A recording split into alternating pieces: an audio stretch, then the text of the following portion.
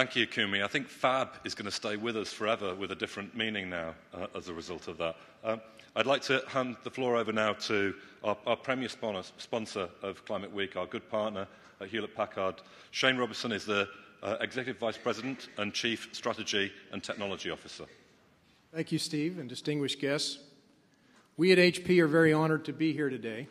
And on behalf of HP, I want to say how proud we are to be sponsoring Climate Week and to be part of this very important dialogue. HP is the world's largest technology company. And with that comes the privilege of a seat at the table with some of the most influential leaders in the world. It also comes with the challenge and the responsibility to help address some of society's greatest challenges. On climate change, we're well past the stage of debate. It is one of the most pressing issues of our time. At HP, we believe information technology is one of the most powerful assets that we have to address the challenges of climate change. First, we have to acknowledge that information technology as an industry is not carbon neutral. Information technology is responsible for about 2% of the global greenhouse gas emissions. As the world's leading technology company, we're working hard to improve our footprint in our own supply chain, the largest in the industry. We're holding all of our partners responsible to report on the results of their reductions in their carbon footprint. And when it comes to our products, we continue to strive to be more energy and resource efficient. So today we announced that by 2011, we will reduce the energy consumption and associated greenhouse gas emissions of all HP products by 40% by 2011. So these are important steps, but the greater opportunity is to harness information technology to go after that other 98% of greenhouse gas emissions that are a result of all other industries. You can't manage what you can't measure, and you can't measure what you can't see. So information technology that delivers the right information to the right place at the right time will shed light on energy consumption and drive better decision-making across the global economy. The more we use IT to attack the problem of climate change, the greater our ability to make a meaningful difference. So we're working with customers across every industry and every geography to create sustainable lifestyles and businesses.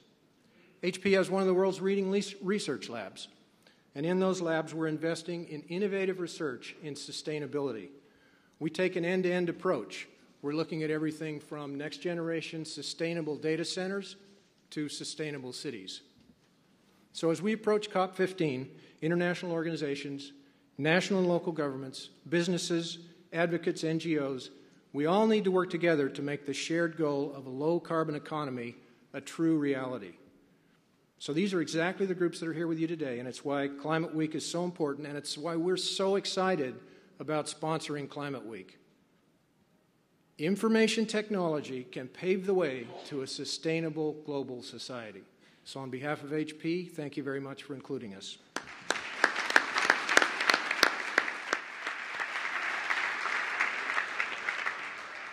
And now to our last speaker of the afternoon, a long-term partner of the Climate Group, a founding member of the Climate Group, the world's largest reinsurance company, Swiss Re.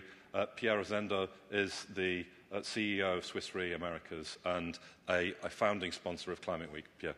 Thank you very much, Steve. Thank you.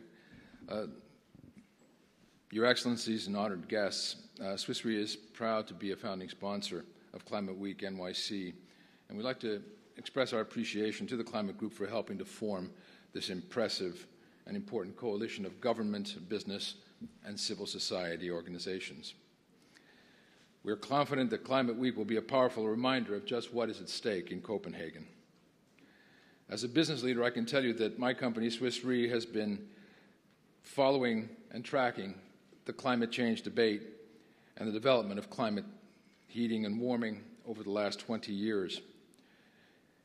And I am acutely aware that it is time to act now. Over the last 50 years, severe weather damages themselves and disasters have caused more than 800,000 deaths worldwide and over $1 trillion in economic damages. We do business in developed countries and in emerging countries.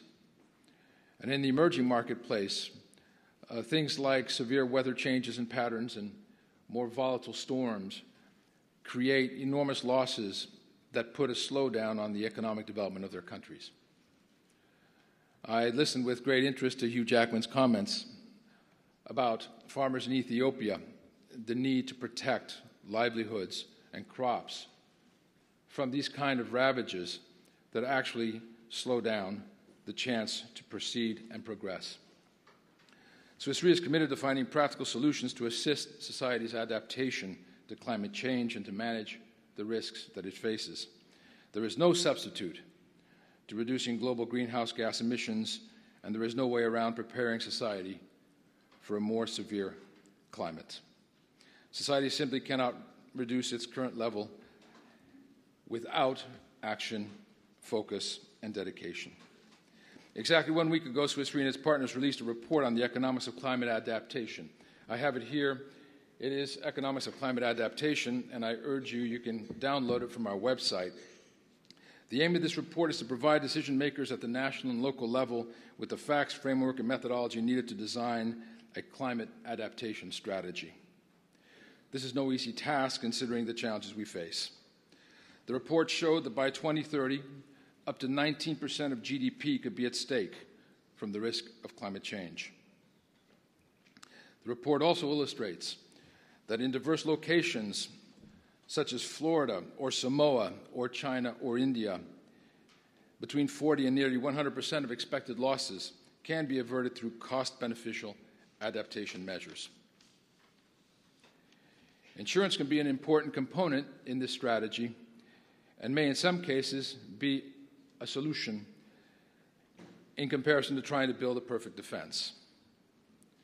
The insurance industry, and we work with governments, we work with companies, is equipped to provide effective tools to help governments pre-fund the cost of post-disaster recovery and reduce the shock of major disaster losses. To encourage the kind of investment necessary to tackle the mitigation and the adaptation to climate change, society needs bold decisions from its leadership, and those decisions need to be taken in 70 days in Copenhagen. Ladies and gentlemen, it is essential that a comprehensive climate deal be achieved and struck in Copenhagen. Swiss Re is proud and honored to be a part of this multi-stakeholder initiative gathered here to reinforce that message. Thank you.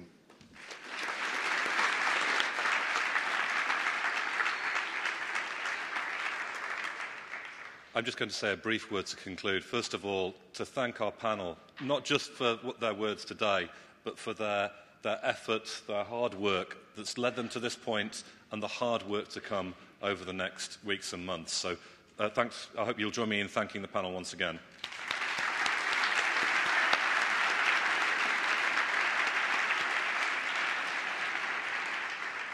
And just to close, we stand at an exciting point here where, if we get the next few weeks and months right, we'll unlock a clean, green revolution. The future will be better. This is a business opportunity, an opportunity for civil society, an opportunity for the youth of the world to see this is the time we are going to solve environmental challenges, build new platforms of global collaboration, and work together in a way that's fit for purpose for the 21st century. So, to each and every one of you, look to what you can do to contribute to that success. We at the Climate Group are ready to do our part, and I'd like to thank you all for coming, so thank you very much.